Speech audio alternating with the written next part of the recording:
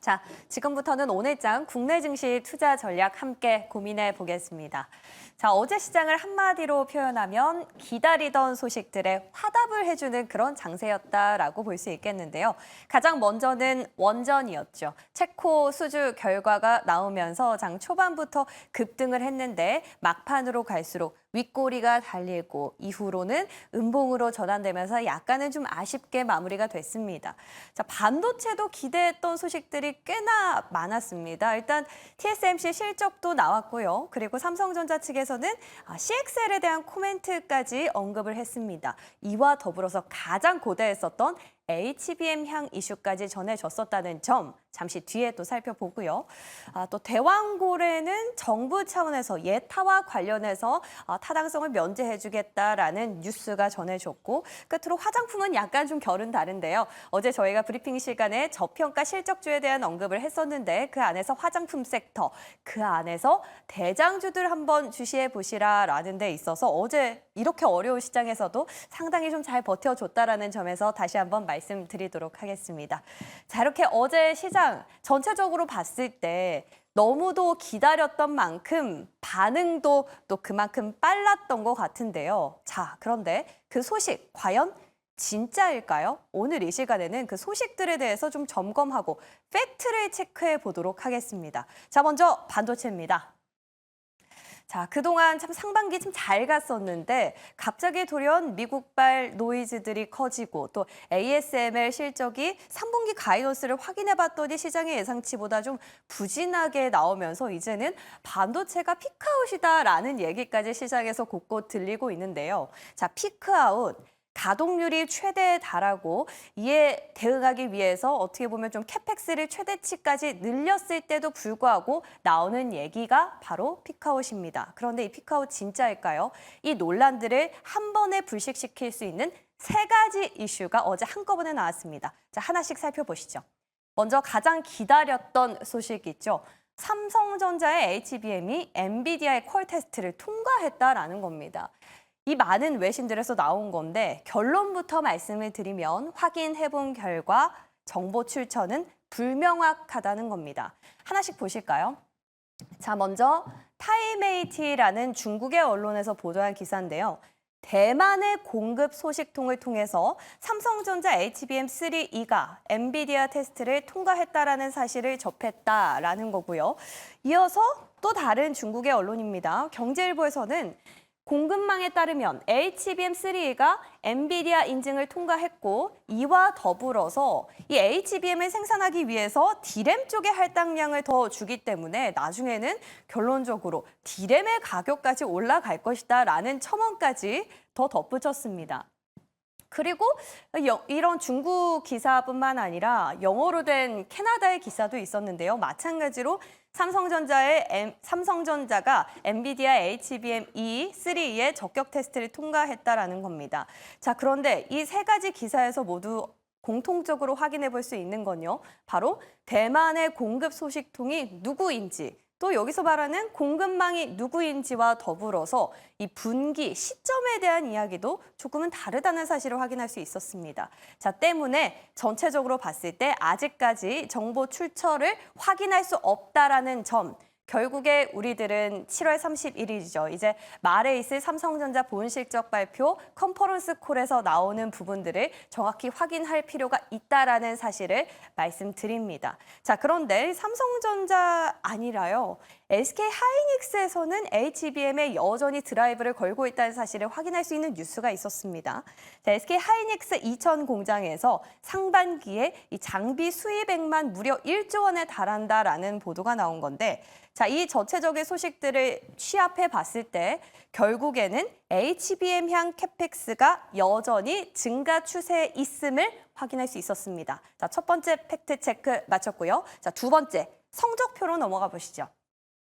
자, TSMC의 성적표가 나왔는데 잘 나왔습니다.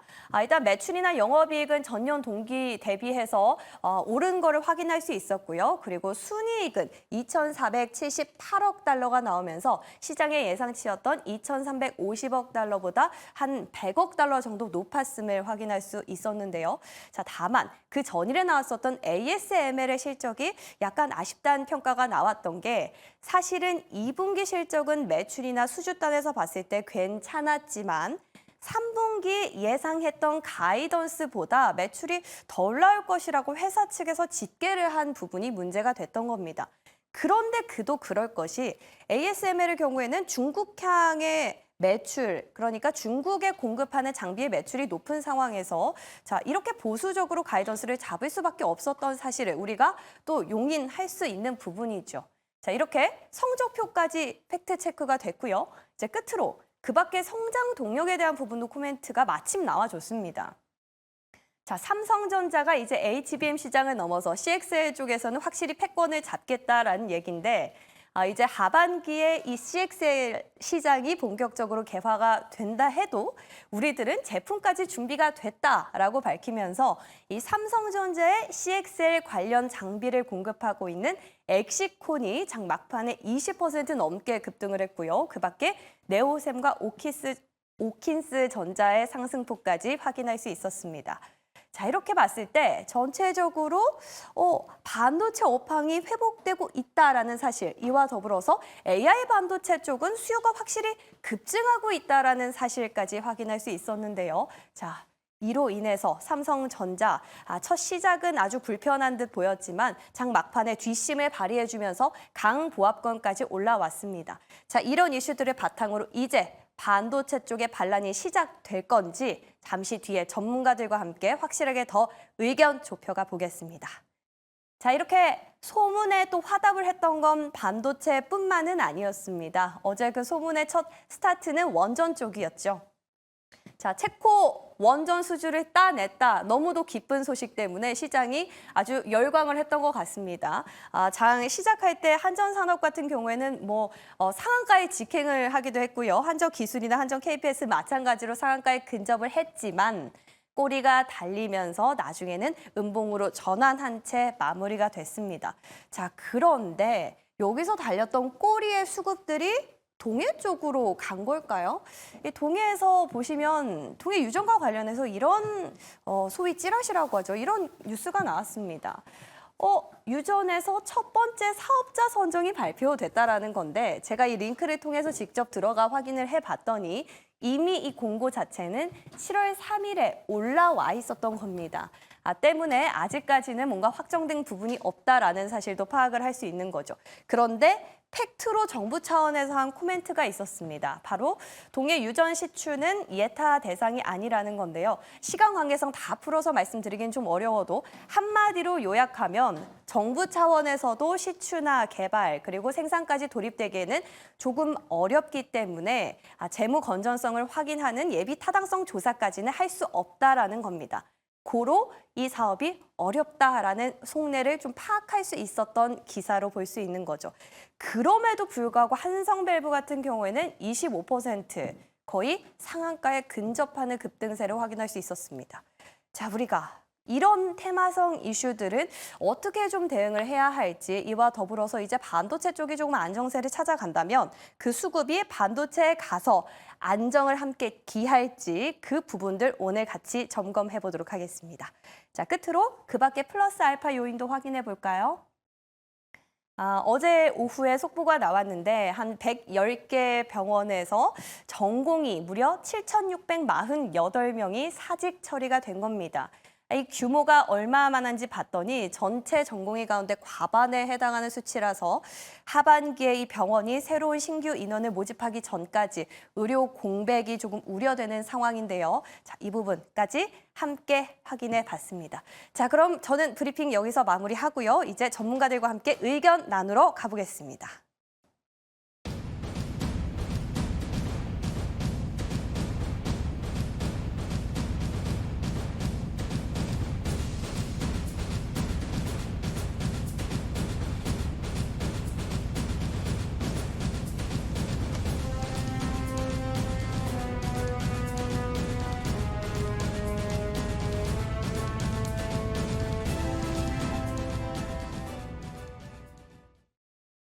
네, 즐거운 금요일장입니다. 오늘 두 분 모셨어요.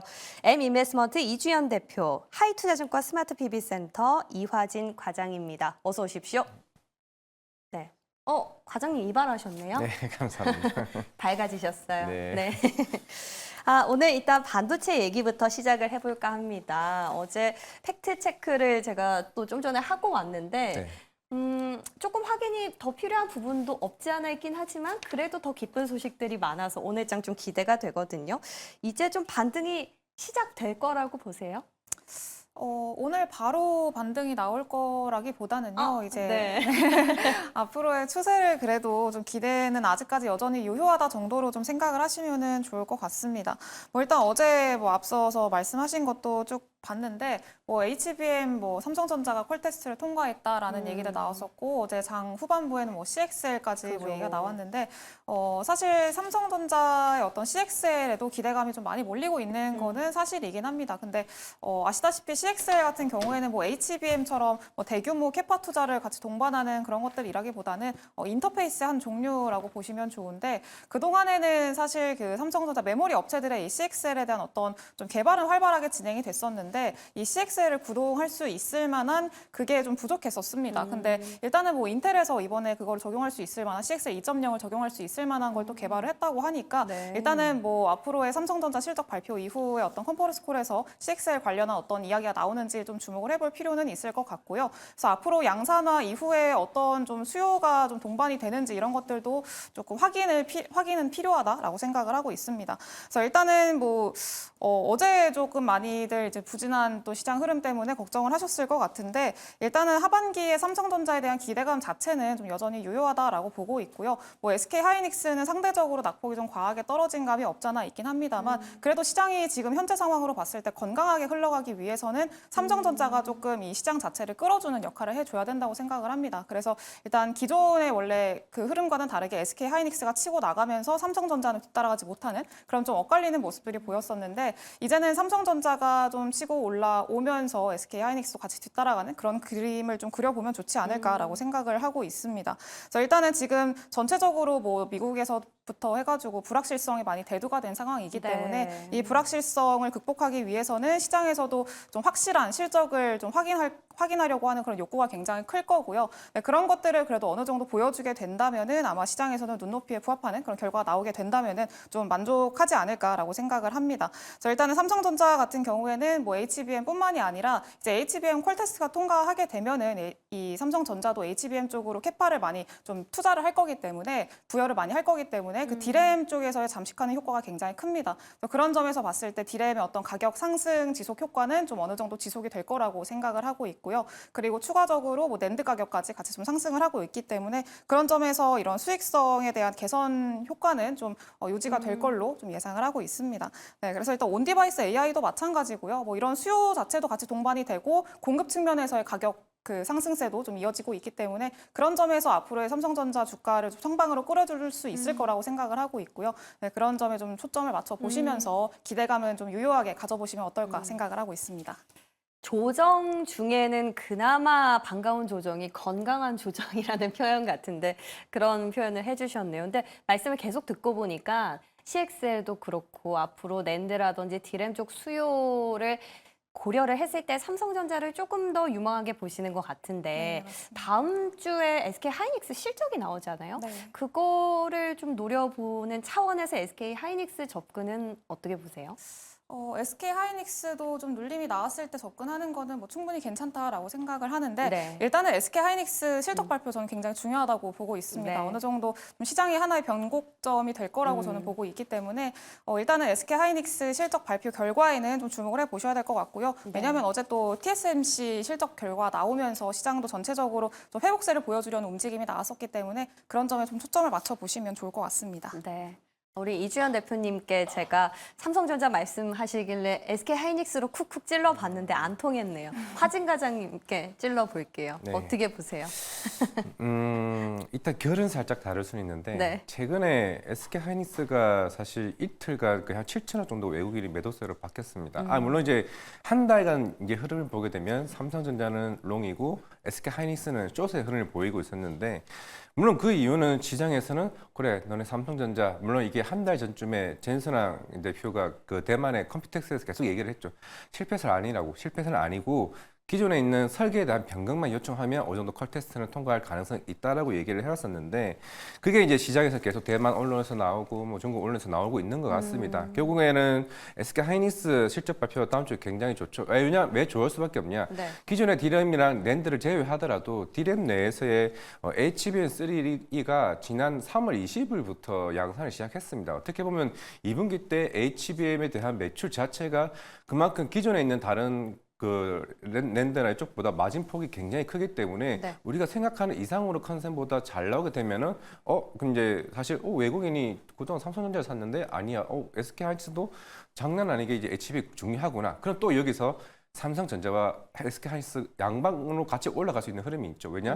삼성전자는 3분기는 할 HBM3가 거니까. 나오게 되면 SK 하이닉스 저거 봐라. 저것들 하게 되면 우리가 3, 4분기가 사실 시장에서는 주춤하냐면 2분기 실적이 워낙 잘 났기 때문에 3분기, 4분기 때 약간 성장성이 주춤할 수도 있겠다는 그런 얘기도 자세히 네. 나왔거든요. 그게 이제 SK 하이닉스가 그걸 확인해주고 31일 날 콩콜에서 실제로 HBM3에 관련된 로드맵이 어느 정도 스케줄이 어느 정도 구체화된다라고 하게 되면은 왜 그동안 한 달 이상의 외국인이 삼성전자로 많이 몰렸는가? 좀 그렇게 되면은 사실 삼성전자 9만 원이 아니라 10만 원도 사실 좀 빠르게 올라갈 수 있는 여지는 좀 충분히 있다고 생각하고 있습니다. 네. 물론 당장 오늘은 아닐 수도 있겠죠. 왜냐하면 어제 TSMC가 실적 발표를 하고 4% 이상 시간에서 올랐는데 오늘 마무리를 보니까 한 0%대, 1%대밖에 안 됐기 때문에 시장에서는 반도체에 대한 고점 얘기가 서서히 나오곤 있지만은 그런 부분에서는 조금씩 체크를 하면서 가는 게 중요하지 않을까. 어차피 다음 주에 구글, 네. 마이크로소프트, 이제 SK 하이닉스 실적 발표가 있기 때문에 그것도 좀 확인하면서 좀 가도 되지 않을까 생각하고 있습니다. 그러니까 이 시장의 우려를 불식시킬 만한 그 변곡점이 SK 하이닉스 실적 발표가 될 것이다라는 겁니다. 삼성전자랑 SK 하이닉스 결국에 제로섬이 아니라 같이 갈 수밖에 없는 상생 구도로 흘러갈 것 같네요. 그렇다면 소부장 안에서는 삼성전자 쪽으로 봐야 될까요? 밸류체인? 그렇죠. 어제 물론 이게 아직 확실한 건 아니지만 대만 언론에서 그 나오고 나서 가장 빠르게 상승 흐름이 보여줬던 게 이오테크니스입니다. 마이너스 5%까지 갔다가 플러스 1.7%로 마무리가 됐어요. 뒷심이 좋았네요. 그렇죠. 그렇다는 거는 사실 삼성전자 물론 이오테크니스 실적 계속 그동안 안 좋았죠. 전공 쪽에 대한 수준 모멘텀도 사실 그렇게 많지도 않았고 그러면 사실 이번 2분기 내 어느 정도 삼성전자에 대한 장비나 아니면 3분기 때 스텔스 다이식 장비를 본격적으로 도입이 되게 됐을 때 실적의 분위기가 올라갈 수 있다는 점. 특히 장비주들은 보통 3분기 때 성수기입니다. 이미 이제 2분기, 3분기 때 그 흐름이 좀 나온다고 관정을 했을 때 최근에 주가가 계속 빠졌던 거는 그 삼성전자 너네 올해 1월 달에 MOU 체결을 맺었고 근데 그 이후에 딱히 수주의 모멘텀이 없었기 때문에 신뢰도에 좀 문제라고 좀 생각을 했습니다. 이제 그런 부분이 이제 해소되는 좀 단계라 좀 생각을 하고 있기 때문에 네. 소부장단에서는 좀 이오테크니스가 삼성전자 밸류체에 있다는 거는 좀 탑픽이 아닐까 생각을 하고 있습니다. 소부장 안에서는 삼성전자 쪽 장비를 공급하는 이오테크닉스를 보자라는 겁니다. 자, 이제 반도체 이슈는 여기서 정리해 보고요. 어제 급등락이 굉장히 심했었던 원전 그리고 동해 쪽으로도 체크해 볼게요. 원전 저 사실 진짜 기대해가지고 장 초반부터 들고 있었거든요. 한 주만 사볼까? 도저히 손이 안 나갔는데 결국에 윗꼬리가 달리더라고요. 어떻게 하죠? 원전은 안 샀습니다. 예. 중장기적으로 좀 봐야 된다고 생각을 하고 있고 사실 어제 윗꼬리를 달고 이제 빠졌던 거는 물론 저가 수주도 있긴 하겠지만은 이게 아직 우선 협상자 선정이 됐고 최종 계약을 하기 위해서는 미국의 결정도 중요합니다. 아직까지 웨스팅하우스와 이제 소송 중이고 실제적으로 지금 물론 이제 웨스팅하우스도 계속 이제 40년 이상 동안 원전을 건설한 경험이 없기 때문에 계속 그 APR 1400이나 APR 1000에 대해서 그 관련된 지적 재산권에 대한 권리를 이제 누리고 있기 때문에 만약에 여기서 마지막 선정이 되게 되면은 우리도 미국에 대한 자금도 좀 나눠줘야 되는 권리도 있는 상황이기 때문에 아마 그것 때문에 너네 저가 수주를 받았으면은 그러면은 여기서 또 미국도 떼줘야 되는 거 아니야? 그렇기 때문에 우리가 밸류가 좀 하향될 수도 있다고 생각하고 있는데 중요한 건 사실 체코가 저는 아니라고 생각하고 있습니다. 이게 어제 나왔던 거는 두코반이었고 추가로 이제 텀블린 쪽에 2기가 더 있고 추후에 폴란드 2차 관련된 원전 수주 이게 펑티누프도 있죠. 거기다가 아랍에미리트 저기 화면에 나온 것처럼 2030년까지 원전을 한 13기 정도 이제 우리나라가 좀 수주를 할 이제 가이던스가 좀 나오고는 있는데 네. 일단은 우리가 체코가 됐습니다. 체코가 된 게 전 중요하다고 좀 생각을 하고 있고 지금 탈원전 국가인 이탈리아도 지금은 원전 국가로 이제 전환을 하게 되면서 네. 이제 앞으로 이탈리아, 스웨덴, 핀란드, 아랍에미리트, 사우디, 영국 여러 국가들이 이제 원전에 대한 수주 모멘텀이 좀 계속 있을 것으로 보이고 있기 때문에 이제는 하나, 둘, 세 개씩 이제 쌓여가는 단계라고 좀 생각을 하고 있습니다. 일반적으로 우리는 원전은 10년, 15년의 밸류를 땡겨오는 거기 때문에 네. 이게 누적하는 측면이 있다면은 원전은 사실 저는 이제부터 시작이라고 생각을 하고 있습니다. 근데 원전을 수주를 따왔다고 해도 체코가 네. 돈이 있어야 될 텐데 네. 그 돈 문제, 수은 문제는 노이즈가 없다고 보세요? 이게 단장에 돈을 이제 주는 문제는 아니고 아직도 물론 계약금이 아직 결정은 안 났습니다. 추후에 이제 계약금이 확정이 되긴 할 텐데 네. 그게 나중에 파이프라인으로 계속 꾸준히 나눠서 이제 주는 측면이 있기 때문에 자금적인 문제는 괜찮다. 추후에 뭐 조달을 하든 할 가능성이 있다 좀 생각하고 있습니다. 원전 길게 봤을 때 그럼 뭐 볼 것이냐고 여쭤봤더니 한전 기술 꼽아주셨는데 네. 저는 이게 궁금해요. 한전 기술이나 KPS나 산업이나 뭐 두산이나 뭐 대우건설이나 다 팀코리아잖아요. 네. 근데 왜 다 다르게 움직이고 물론 뭐 에너빌리티나 이쪽은 괜찮지만 같은 한전 안에서 산업이나 KPS 아니고 기술 꼽아주신 이유가 뭐예요? 한전 기술은 설계를 만드는 곳이고요. 한전 네. KPS는 송배전을 하고 있고 두산 에너빌리티는 가스터빈을 하는 기자재 쪽입니다. 네. 그러니까 설계는 우리가 흔히 전체적인 15년의 그 기술 중에서 5년이 사업 준비를 하고 있고요. 2년은 설계와 이걸 하고 있는 상황이고 나머지가 시공인 상황에서 이제 여기서 이제 기자재나 이쪽이 나오고는 있습니다. 그러면 물론 우리가 2028년, 29년부터 5년간의 사업 이후에 설계 기술에서 이제 한전 기술이 여기에 따른 이제 설계 매출을 이제 쌓이게 될 거고 이제 그 이후에 끝나는 게 아니라 이게 시작입니다. 10년간 건설 기간 동안 그 설계에 대한 매출을 계속 받아갑니다. 한전 기술은. 그러면 그 이후에 나머지 60년간의 장기 엔지니어링 서비스를 받아요. 이게 흔히 말하는 AS입니다. 그러니까 뭐냐면은 건설 끝나고 나서 이게 혹시나 뭐 이게 그쵸. 길어지거나 이걸 계속 체크하는 기간이 있는데 이게 60년간 3조를 받고 나머지 10년간 대략 한 5천억에서 8천억을 받는데 지금 한전 기술이 매출이 한 6천억이면은 대략 한 27년, 28년 되면 1조가 됩니다. 원전이 30% 이상에 대한 영업이익률이 나온다는 거는 우리는 이거는 다른 섹터를 봤을 때 방산이나 아니면 음식료를 보더라도 그런 측면에서는 이게 단순히 10%, 20% 가는 흐름이 아니라 이게 삼양식품 같은 것만 보더라도 우리가 영업이익률이 5%, 7% 이게 영업이익률에서 지금 17%를 영업이익으로 바뀌면서 주가가 거의 5배 이상 갔을 때를 감안했을 때 네. 이제 한전기술이나 이런 여러 원전들도 성장률을 좀 체크를 해볼 필요가 있다 생각을 하고 있습니다. 저는 단순히 좀 탄력도 측면에서 주신 거 아닌가를 생각하고 여쭤봤는데 확실한 펀더멘털을 또 갖고 계시네요. 원전 관련해서 조금 더 길게 모멘텀 보고 싶다 하시는 분들 한전 기술 한번 체크해 보시면 좋겠습니다. 자, 그리고 어제 원전에서 달린 꼬리가 동해로 빠진 것 같아요. 그런 생각이 들었는데 동해는 모르겠어요. 밸브가 갑자기 급등을 했는데 이거 뭐 돌아가면서 옛날처럼 급등을 하는 게 이어질까요? 아니면 어제 단순히 좀 갈 데가 없어서 일시적으로 나온 반등 같은 걸까요? 일단은 시장에 돈이 갈 데가 없으니까 예. 안 그래도 돈이 별로 없는데 시장이 좀 전체적으로 주도주 역할을 하던 종목들이 많이 빠지고 그러니까 이제 기존의 연속성이 있던 테마주 중심으로 좀 수급이 쏠렸다고 좀 해석을 하시면 좋을 것 같습니다. 근데 또 어제 나온 얘기로는 이제 동해 가스 탐사 관련해서 이 대왕고래로 이제 처음으로 낙점을 좀 됐다라는 그런 소식이 나왔거든요. 시추지로. 네, 그런 얘기가 나오면서 일단은 어느 정도 이 처음에는 너무 이렇게 좀 뭐라고 해야 될까요? 너무 이제 좀 이렇게 뭉뚱그려서 이렇게 네. 그냥 얘기가 나왔었는데 맞아요. 점점 구체화되는 그런 내용들이 나오다 보니까 이제 진짜 실제로 가능할 수도 있겠다라는 그런 좀 기대감들이 유입이 됐다고 보시면 좋을 것 같습니다. 좀 시기적절하게 안 그래도 쏠릴 또 돈이 어디로 갈지 모르는 그런 상황에서 이런 찾고 테마가 있다가. 나와주면서 네, 그쪽으로 많이 쏠렸다고 보시면 좋을 것 같고요. 그리고 이제 대왕고래를 보면은 이번에 오는 12월 달에 본격적으로 시추 이제 탐사를 할 거다라는 그런 얘기가 나왔었는데 그거는 여전히 일정은 동일하다라고 이번에 좀 발표가 됐고요. 그래서 일단은 뭐 12월 달까지는 어느 정도 스토리를 확보해 놓은 그런 상황이기 때문에 그 전까지는 아마 주기적으로 힘을 받을 걸로 예상을 하고 있습니다. 특히나 어제처럼 이 주도주들 많이 빠지고 약세장에서 특히나 특히나 좀 힘을 많이 받을 걸로 현재 예상을 하고 있고요. 그래서 일단은 관련한 이슈 자체는 좀 주목해서 보시되 이제 그 급등할 때 추격 매수를 하시는 거는 조금 자제할 필요는 있다라고 생각을 하고 있습니다. 조정 시 매수하는 관점으로 접근을 하시는 게 좋은 거지. 예, 지금 뭐 어제나 막 이럴 때처럼 또 급격하게 변동성이 발생을 하는데 또 추격 매수 들어갔다가는 또 이제 나중에 또 고생을 할 수가 있기 때문에 네. 일단은 좀 조정 시 매수하는 눌림에서 매수하는 그런 관점으로 접근하시는 게 좋겠다 이렇게 말씀드리겠습니다. 그러면 조정 시 매수할 만한 기업 좀 골라주신다면요. 일단은 사실 가장 수혜를 볼 수 있을 만한 기업은 뭐 한국가스공사라던가 뭐 포스코 인터내셔널, 뭐 GS 이런 기업들 좀 꼽히고 있는데, 대장으로요? 네, 근데 일단은 테마주로서 좀 앞으로의 상승률 단기 탄력을 좀 기대해 볼 수 있을 만한 종목이 이제 한선 엔지니어링이라는 종목을 좀 보시면 관심 있게 이 종목은 보시면은 트레이딩으로요? 네, 좋을 것 같습니다. 그래서 지금 크게 뭐 상승한 바가 없고요. 그래서 앞으로의 상승 여력은 충분히 남아있다라고 생각을 하고 있습니다. 그래서 일단은 피팅이랑 밸브 그 생산을 하고 있는 그런 업체고요.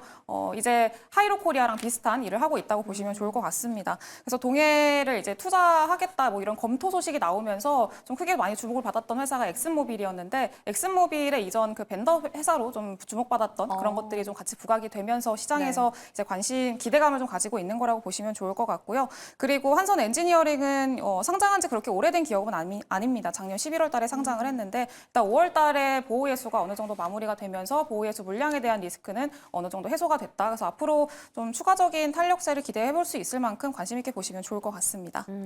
그러니까 정리를 해보자면 뭔가 개발이 끝까지 될지는 미지수이긴 하나 일정은 12월 달로 정해져 있기 때문에 그 일정과 관련해서 코멘트가 나오면은 트레이딩을 해보자 라는 측면에서 한선 엔지니어링 꼽아주셨습니다. 한번 보시고요. 이제 끝으로 오늘 시장 그리고 다음 주 시장 어떻게 보시는지 더 궁금해지거든요. 네, 뭐 이번 주는 사실 우리가 트럼프 후보자에 따라서 예. 변동성이 굉장히 컸었는데 오늘 이제 현대건설을 실적 발표를 기점으로 다음 주에 대부분 우리나라 대형 맞아. 기업들이 실적들이 네. 줄줄이 나와 있습니다. 이제는 펀더멘탈에 따라서 섹터별에 대한 순환매가 저는 굉장히 클 것으로 보이고 있고 아까 얘기했던 것처럼 알파벳이나 그 마이크로소프트나 아니면은 SK 하이닉스와 같은 반도체 실적들이 굉장히 몰려 있는 만큼 실적에 따른 섹터별 순환매에 따른 전략이 좀 유효하다 말씀을 드리겠습니다. 어느 섹터 보시는데요? 저는 일단은 IT를 보고 예. 있고 IT. 그리고 제일 중요한 건 자동차, 네. 현대차 기아도 실적 발표가 맞아요. 있습니다. 물론 6월 달에 안 좋긴 했지만은 4월, 5월에 충분히 판매 데이터가 잘 나왔고 과연 여기서 하이브리드냐 아니면 전기차의 판매가 확보가 어느 정도 하냐에 따라서 좀 분위기는 좀 달라질 수 있기 때문에 네. 그래도 그 중에서도 물론 아까 얘기했던 것처럼 IT, SK 하이닉스가 좀 굉장히 중요한 기점이 아닌가 생각을 하고 있습니다. 좋습니다. 자, 오늘 시장에 대한 정리부터 다음 주 또 실적 발표에 대한 모멘텀까지 잘 들어봤습니다. 오늘 주말 잘 보내시고요. 다음 주에 뵙겠습니다. 고맙습니다.